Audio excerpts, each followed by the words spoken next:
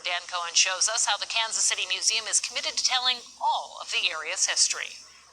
The Kansas City Museum's doors are open again after a long wait.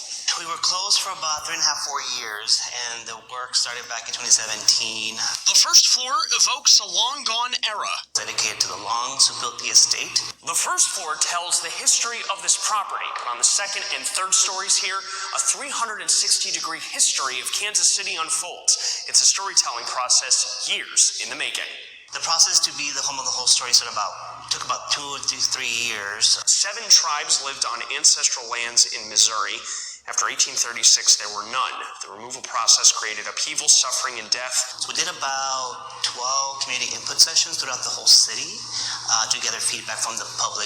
Entrenched racism affected employment, education, and healthcare. It influenced zoning ordinances, land development, and residential restrictions. The good, the bad, and the ugly, in one way, not to blame or shame individuals, but just be honest with the history of our city. Whether it's spotlighting the region's first residents or diving into the effects of redlining, this is an experience that gives a voice to every demographic group. The feedback has been great.